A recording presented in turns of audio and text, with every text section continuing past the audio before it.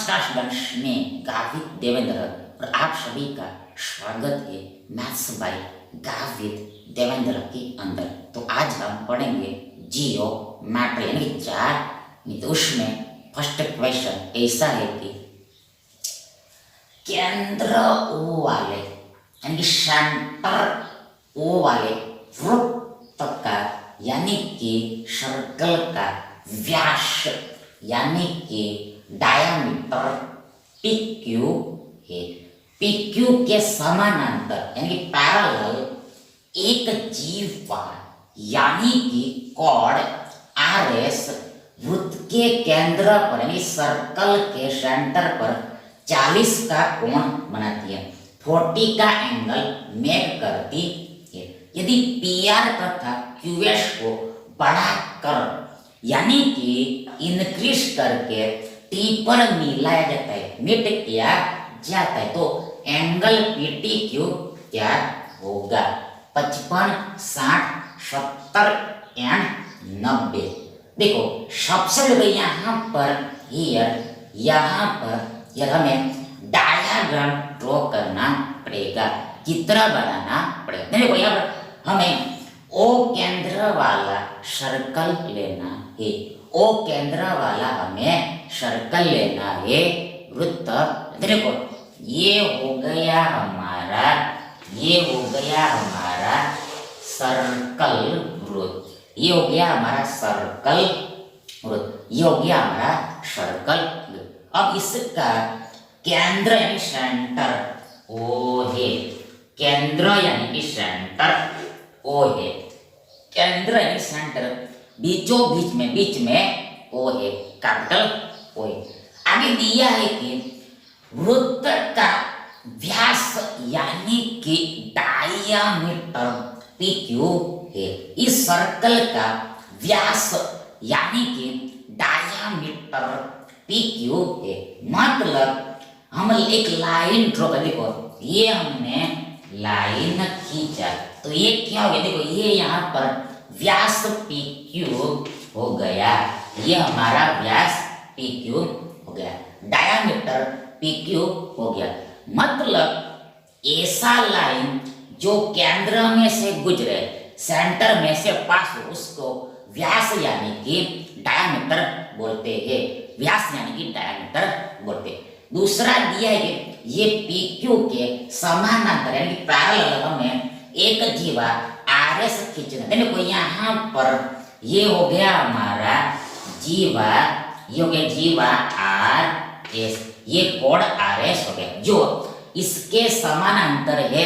देखो ये जीवा RS मतलब जीवा किसको बोल, देखो यदि हम सर्कल के ऊपर के दो बिंदु लेते हैं और उसको ज्वाइन करते हैं तो उसको जीवा बोलते हैं, जीवा बोलते हैं, कोण बोलते हैं हमारा जीवा RS है जो PQ के समानांतर है। पहले ये व्यास के समानांतर है, डायमीटर के पैरेलल है। मतलब ये दोनों लाइन एक दूसरे को कभी भी मिलेगा नहीं, मतलब लंबवत दूरी समान रहेगा। ये दोनों लाइन एक दूसरे को कभी भी टच करेगा नहीं, नेवर नेवर नेवर। आगे दूसरा दिया है कि देखो ये जीवा RS केंद्र पर 40 का कोण बना, मतलब यहाँ पर ये R को हमने O के साथ मिलाया और ये S को हमने O के साथ मिलाया। देखो R को हमने O के साथ मिलाया, S को भी हमने O के साथ मिलाया। देखो यहाँ पर ये एक एंगल बन रहा है, तो देखो बन रहा है, मतलब एंगल यहाँ पर ROS बन रहा है, मतलब SOR बन रहा है। तो ये एंगल यहाँ पर 40 का दिया है, 40 का दिया है, 40 का दिया है, 40 का दिया है। अब आगे दूसरा बोला है, देखो PR तथा QS को, देखो PR तथा QS को, PR तथा QS मतलब यहाँ पर P एंड R को ज्वाइंट करना है, ये S एंड Q को भी ज्वाइंट करना है। देखो ये S एंड Q को भी जोड़ना है, P एंड R को भी जोड़ना है। देखो यहाँ पर PR तथा QS को आगे बढ़ाने पर T पर मिलते हैं। देखो ये PR को हमने देखो आगे बढ़ा या देखो आगे बढ़ा या आगे बढ़ा या। ठीक इसी प्रकार इसको भी हमने आगे बढ़ा या इंक्रीज किया। देखो यहाँ पे ट्रिपल मिल रहा है ऐसा किया। ये PR एंड QS ट्रिपल मिल रहा है ऐसा दिया। T पर मीट कर रहा है ऐसा दिया। यहाँ पर बोला है कि एंगल PTQ चाहे को QTT, ये T एंगल हमें निकालना है। T कोण आउट करना है। कैसे होगा देखो यहाँ पर पहली बात देखो इस ट्रायंगल में हम देखते देखो ट्रायंगल ROS यानी ट्रायंगल SOR। तो इसमें देखो यहाँ पर ये RONOS त्रिज्या है, रेडियस है। सर्कल के ऊपर के कोई भी बिंदु को हम केंद्र के साथ जोड़ते हैं, जो लाइन बनता है उसको ही रेडियस यानी त्रिज्या बोलते हैं। यहाँ पर RO भी त्रिज्या है एंड SO भी त्रिज्या, दोनों ही त्रिज्या। हमें पता है कि त्रिज्या इक्वल होता है, रेडियस इक्वल होता है, मतलब ये दोनों साइड बराबर है। RO एंड SO बराबर है।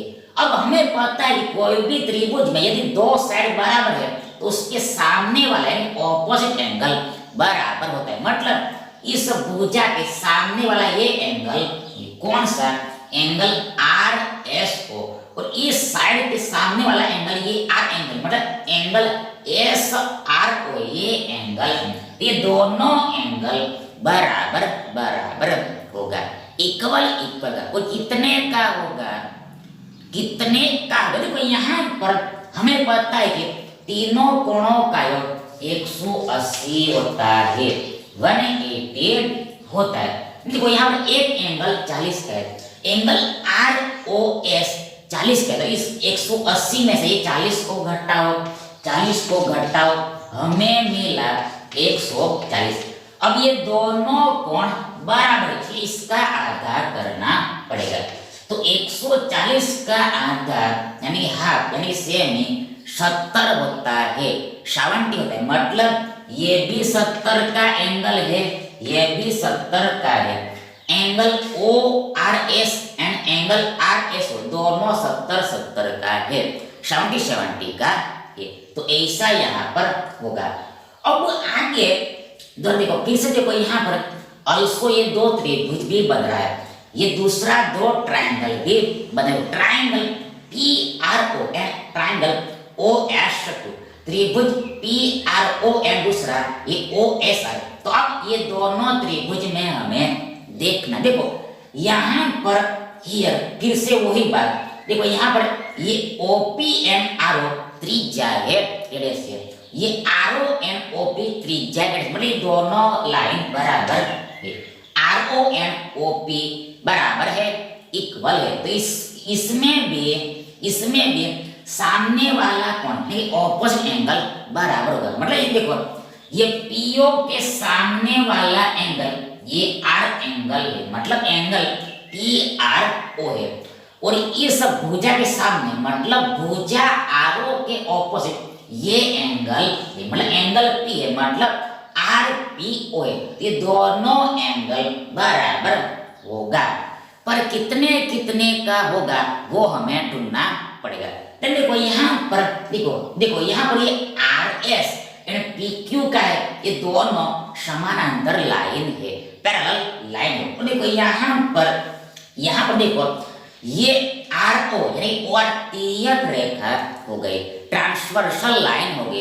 ये RO यहाँ पर तिर्यक रेखा ट्रांसवर्सल लाइन। देखो यहाँ पर ये एंगल और ये एंगल एकांतर कोण हो गया, ऑल्टरनेट एंगल हो गया, और ये दोनों बराबर होता है। मतलब ये 70 का है तो ये भी 70 का ही होगा, मतलब एंगल ROP यानी POR 70 का ही होगा, 70 का होगा। तो अब ये दोनों एंगल आराम से निकल, मतलब अब यहाँ पर 180 में से 70 को माइनस करना है, 70 को माइनस यहाँ पर हमें 110 मिलेगा। अब हमें पता है कि दोनों एंगल बराबर है, मतलब इसका आधा करना पड़ेगा। तो इस 110 का आधा 55 होता है, 55 होता है, मतलब ORP एंड PRP दोनों एंगल 55 का होगा, 55 का होगा। सिमिलरली इस ट्रायंगल में हम देखते हैं, देखो इस त्रिभुज में ये OS एंड ये OQ त्रिज्या है, देखो यहाँ पर ये OS एंड OQ त्रिज्या है, ये दोनों लाइन बराबर हो गया, ये दोनों लाइन बराबर है OS एंड OQ। इसमें भी सेम कहानी होगा, ऑपोजिट एंगल बराबर होगा। इस भुजा के सामने ये Q एंगल और इस भुजा के सामने S एंगल बराबर होगा इक्वल, पर कितने का देखो यहाँ पर सेम स्टोरी लगी, मतलब देखो यहाँ पर ये दोनों लाइन मतलब RS एंड PQ समानांतर है, पर देखो यहाँ पर ये SO यानी OS यहाँ पर तिर्यक रेखा है, ट्रांसवर्सल लाइन। देखो यहाँ पर देखो यहाँ पर ये एंगल एंड ये एंगल ऑल्टरनेट एंगल होगा, ये एंगल एंड ये एंगल ऑल्टरनेट होगा, एकांतर कोण, मतलब ये 70 का है तो ये भी 70 का ही होगा। तो फिर से यहाँ पर भी हमें 55 ही मिले, सेम ही होगा, 55 मिलेगा।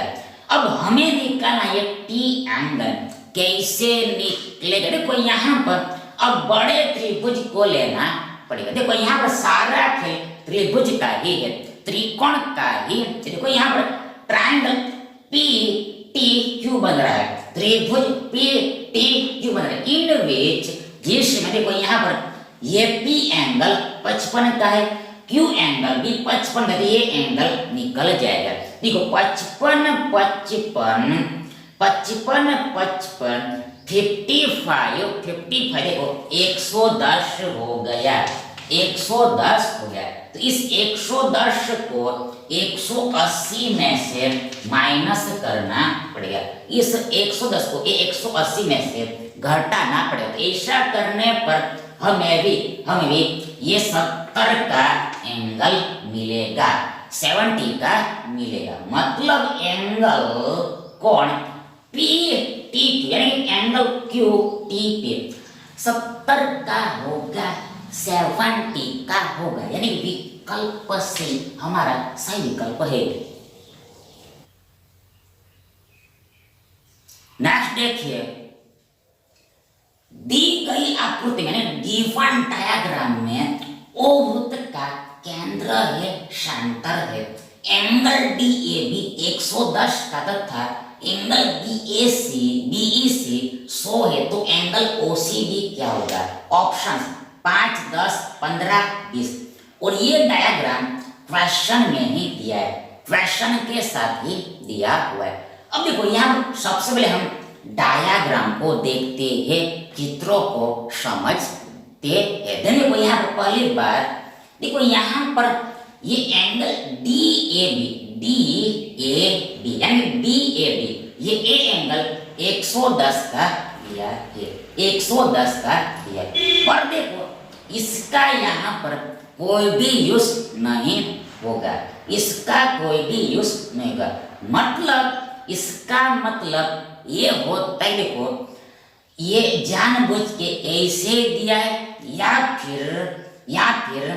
या फिर देखो इसको हम दूसरे तरीके से सॉल्व करते हैं तब इसका यूज आता होगा। किसी पर यहाँ पर ये एंगल DAB 110 का दिया है, पर इसका यहाँ पर फिलहाल कुछ भी यूज नहीं होगा, तो इसका मतलब ये हुआ कि ये या फिर जानबूझ के दिया डराने के लिए, या फिर इसको क्वेश्चन को हम दूसरे तरीके से सॉल्व करते होंगे तब इसका यूज आता होगा। ये हमने बात पहले ही ऑलरेडी कह दिए। तो आगे देखो यहाँ पर दूसरा दिया है एंगल D, देखो ये तो हो गया, एंगल BEC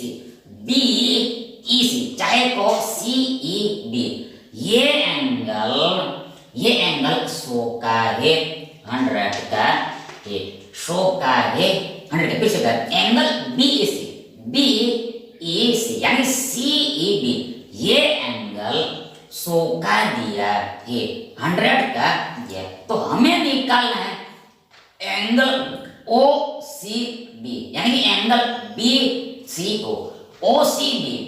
सी यानी एंगल बी सी ओ, हमें ये सी एंगल निकालना है, ये इतना एंगल निकालना है। कैसे निकलेगा? हाउ दिस, देखो तो पहले देखो यहाँ पर देखो ये क्वेश्चन सीधे सीधे सॉल्व होगा नहीं, हल्के हल्के में सॉल्व होगा नहीं।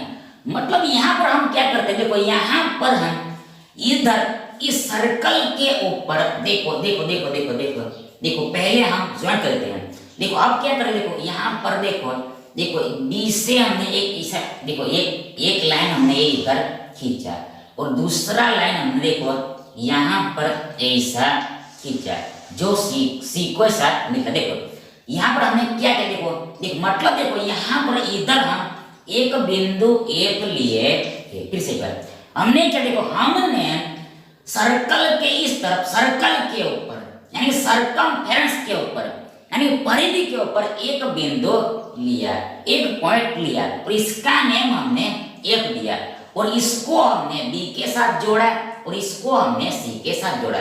अब ऐसा करने पर देखो यहाँ पर हमें चक्रीय चतुर्भुज मिलेगा, साइक्लिक क्वाड्रिलेटरल मिलेगा, साइक्लिक क्वाड्रिलेटरल मिलेगा। देखो कौन सा, देखो चतुर्भुज एफ बी ई सी, चतुर्भुज एफ बी ई सी, क्वाड्रिलेटरल एफ बी ई सी, देखो एफ बी ई सी मतलब साइक्लिक क्वाड्रिलेटरल यानी कि चक्रीय चतुर्भुज किसको बोले, देखो यदि चतुर्भुज का चारों शीर्ष, चारों के चारों वर्टेक्स सर्कल के ऊपर यानी परिधि के ऊपर है तो ऐसे चतुर्भुज को साइक्लिक क्वाड्रिलेटरल बोलते हैं, चक्रीय चतुर्भुज बोलते। दूसरे शब्दों में कहे, रिवर्स वर्ड में कह, देखो यदि सर्कल के अंदर चतुर्भुज बन रहा है तो उसको चक्रीय चतुर्भुज बोलते हैं, साइक्लिक क्वाड्रिलेटरल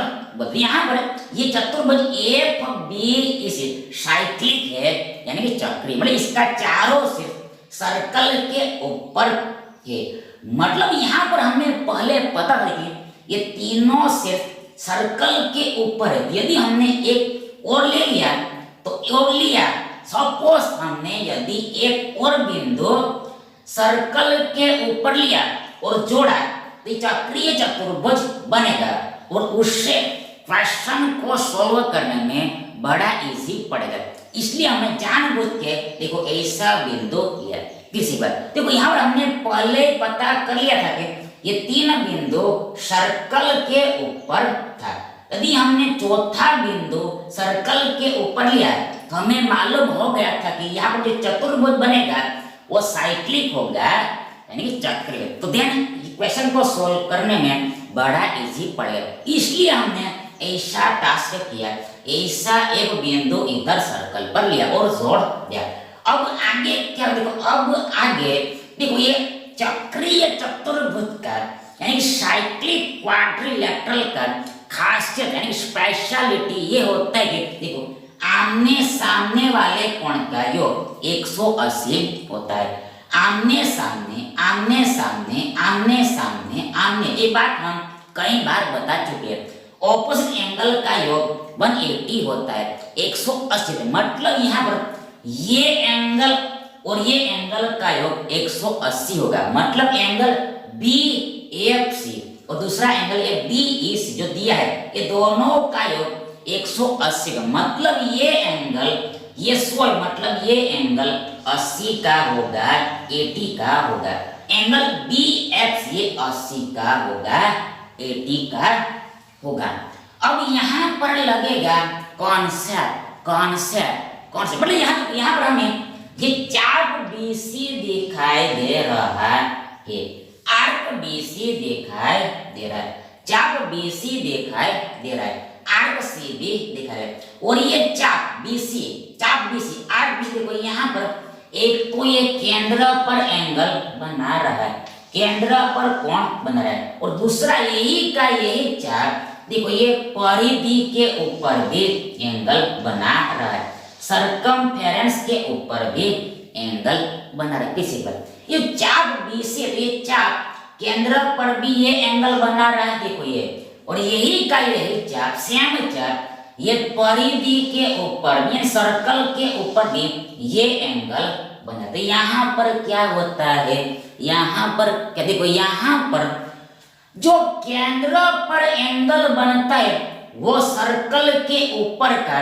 दुगना होता है, 2 टाइम्स होता है। ये वाला दुगना होता है, 2 टाइम्स होता है, मतलब ये 80 है तो ये दुगना 160 होगा, 160 होगा, 160 होगा, 160 होगा, 160 होगा, 160 होगा। अब हमें निकालना है ये एंगल। तो यहाँ देखो ट्रायंगल बन रहा है, त्रिभुज बन रहा है, देखो ट्रायंगल है, त्रिभुज O B C, C B O त्रिभुज बन रहा है। इसका यूज हमें करना है। कैसे होगा, देखो यहाँ पर पहली बात तो ये ओ बी एंड ओ सी त्रिज्या है, मतलब ये दोनों साइड बराबर है। तो इसका मीनिंग ये हुआ कि ऑपोजिट टू एंगल भी बराबर ही होगा, मतलब इस भुजा के सामने ये एंगल है जो हमें पूछा है, और इस भुजा के सामने वाला ये एंगल है, ये एंगल है। देखो इस भुजा के सामने एंगल ओबीसी है, इस भुजा के सामने ये एंगल ओसीबी है, मतलब ये दोनों एंगल सेम ही होगा, आइडेंटिकल होगा, ये दोनों एंगल सेम ही होगा, आइडेंटिकल ही होगा। तो ये हमें निकालना है। कैसे निकले, तो यहाँ पर सीधी सी बात है, 180 में से 180 में से ये 160 को घटाना पड़ेगा, माइनस करना पड़ेगा। तो 180 माइनस 160 20 होता है, 20 होता है, और हमें मालूम है कि ये दोनों कोण इक्वल है, इसलिए यहाँ पर आधा करना पड़ेगा। तो हमें मिलेगा 10 10 10 10, मतलब दोनों एंगल 10 10 का होगा, 10 10 का होगा। मतलब आपको पूछे ये वाला एंगल चाहे ये वाला एंगल, मतलब आपको पूछे एंगल ओ बी से आपको पूछा जाए एंगल ओ बी सी, यानी एंगल सी बी ओ, या फिर आपको पूछा जाए एंगल ओ सी बी, या फिर बी सी ओ। ये एंगल, ये मतलब ये एंगल आपको पूछा जाए या फिर ये एंगल पूछा जाए, आंसर सेम ही आएगा, जवाब एक ही आएगा। और ये जो जवाब आएगा, आंसर आएगा वो 10 होगा 10 होगा, 10 होगा 10 होगा, 10 होगा 10 होगा, यानी विकल्प बी हमारा सही विकल्प है।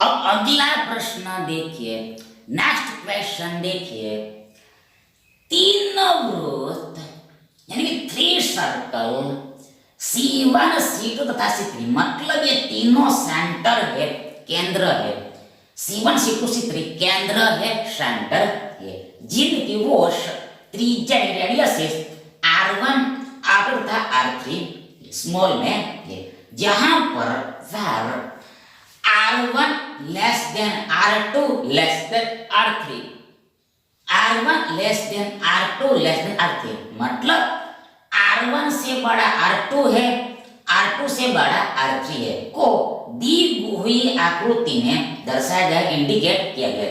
ये डायग्राम क्वेश्चन में ही दिया है। तो आगे बोला है कि R2 क्या है, मतलब ये सेकंड सर्कल है, तो उसका रेडियस क्या होगा, त्रिज्या क्या, वो निकालने को बोला है। और ऑप्शन से अंडर R1 गुना R3, R1 plus R3 by 2 R1 R2 divide R1 plus R2 and under R1 plus R3, एक डायग्राम दिया है। अब इसको यहाँ पर हमें समझना है। अंडरस्टैंड करना है। देखो यहाँ पर पहली बात, देखो यहाँ पर ये लाइन क्या है, ये लाइन, देखो ये लाइन यहाँ पर कॉमन टेंजेंट है, यानी कि उभय निस्पर्शक है, कॉमन टेंजेंट है यानी उभय निस्पर्शक। देखो ये लाइन इस सर्कल को यहाँ पर छू रहा है, यहाँ पर छू रहा है और यहाँ पर छू रहा है, मतलब ये लाइन कॉमन टेंजेंट हो गया। ठीक इसी प्रकार ये भी यहाँ पर कॉमन टेंजेंट है, उभय निस्पर्शक है। अब दूसरी बात, मतलब यहाँ पर हुआ क्या, देखो यहाँ पर हुआ ये, देखो ये वृत्त के बाहर में एक बिंदु लिया गया, एक पॉइंट लिया गया और इस पॉइंट से ये सर्कल के ऊपर टेंजेंट खींचा गया है, स्पर्शक खींचा गया है, टेंजेंट खींचा गया है, स्पर्शक खींचा गया है। मतलब कोई भी सर्कल के ऊपर हम एक बाहर के बिंदु से मैक्सिमम यानी ज्यादा से ज्यादा 2 स्पर्शक खींच सकते हैं, मैक्सिमम 2 टेंजेंट ड्रॉ कर सकते हैं। देखो यहाँ पर ये हम छोटे सर्कल की बात करते हैं, देखो यहाँ पर ये छोटे सर्कल पर 2 टेंजेंट हो गया। देखो पहला टेंजेंट ये और दूसरा ये इतनी, देखो यहाँ से लेकर यहाँ तक, यहाँ से लेकर यहाँ तक, तो देखो और क्या होता है, देखो ये दोनों टेंजेंट का लेंथ इक्वल होता है। फिर से कर, कोई भी सर्कल के ऊपर हम बाहर के बिंदु से मैक्सिमम 2 स्पर्शक खींच सकते हैं और ये दोनों का लेंथ इक्वल होता है, मतलब ये लेंथ और ये लेंथ इक्वल होगा। सिमिलरली देखो ये यहाँ तक ये सेकंड सर्कल के लिए टेंजेंट है, स्पर्शक है। देखो ये भी छोटे सर्कल के लिए टेंजेंट है, स्पर्शक, इसका भी लेंथ इक्वल होगा, मतलब यहाँ से लेकर यहाँ तक की दूरी, यहाँ से लेकर यहाँ तक की दूरी सेम होगी। सिमिलरली देखो यहाँ से लेकर यहाँ तक की दूरी, यहाँ से लेकर यहाँ तक की दूरी समान होगी। देखो यहाँ पर यहाँ से लेकर यहाँ तक ये टेंजेंट हो गया किसका, ये थर्ड का, यहाँ से लेकर यहाँ तक का ये थर्ड का टेंजेंट होता है। ये लेंथ समान होती है, लंबाई समान होती है, स्पर्शक का लंबाई समान होता है, टेंजेंट का लेंथ इक्वल होता है। देखो इसके लिए ये इक्वल होगा, इसके लिए ये इक्वल होगा और थर्ड के लिए पूरा इक्वल होगा। तो ऐसा यहाँ पर देख, ऑल्सो यहाँ पर ये जो लाइन है वो तीनों केंद्र में, देखो यहाँ पर C1 C2 C3 ये सर्कल का केंद्र है, सेंटर है, और R1 R2 R3 त्रिज्या है, रेडियस है। और देखो यहाँ पर सीधी सी बात है, देखो यहाँ पर ये R2 इससे बड़ा है और R3 इससे बड़ा, सर्कल बड़ा त्रिज्या भी बड़ा, इसमें कोई डाउट नहीं होना चाहिए। और दूसरा देखो ये लाइन सर्कल में से, ये सेंटर में से गुजर रहा है, ये लाइन सेंटर में से गुजर रहा है, केंद्र में से गुजर रहा है, ये लाइन सेंटर में से गुजर रहा है यानी केंद्र में से गुजर रहा है। और ऑल्सो ये लाइन देखो, देखो पहली बात, देखो ये सर्कल आपस में एक दूसरे को बाहर में स्पर्श कर रहे हैं, छू रहे हैं, ये सर्कल एक दूसरे को यहाँ पर बाहर में छू रहे हैं, टच कर रहे हैं, तो ये लाइन इसमें से गुजर रहा है, इसमें से ही पास हो रहा है। और देखो इतना दिया है तो हमें निकालना है, और ये लाइन इधर यहाँ पर मिल रहा है, देखो ये तीनों एक जगह पर मिल रहा है, ऐसा डायग्राम दिया है। तो अब हमें निकालना है R2, यानी ये बीच वाला सर्कल है, इसका रेडियस हमें निकालना है, त्रिज्या निकालना। देखो यहाँ पर सीधा सीधा फॉर्मूला आपको याद करके रखना है, सीधा सीधा डायरेक्ट फॉर्मूला याद करके रखना है। मतलब ये जो R2 है तो R2 बराबर अंडर R1 गुणा R3 होता है, मतलब R1 मतलब पहले यानी छोटे वृत्त का त्रिज्या और R3 मतलब सबसे बड़े थर्ड सर्कल का त्रिज्या है। तो ये दोनों का गुणा करना है, मल्टीप्लाई करना है और वर्गमूल देना है, जो आंसर आएगा वही R2 के बराबर होगा, मतलब सेकंड सर्कल के रेडियस त्रिज्या के बराबर। दैट इज R2 बराबर अंडर R1 गुणा R3 होगा, यानी वर्गमूल के अंदर R1 इंटू R3 होगा। यानी ये जब इसमें कुछ देखना नहीं, सिर्फ याद करके रखना ये, यानी विकल्प ए हमारा सही विकल्प हो गया। Thank you.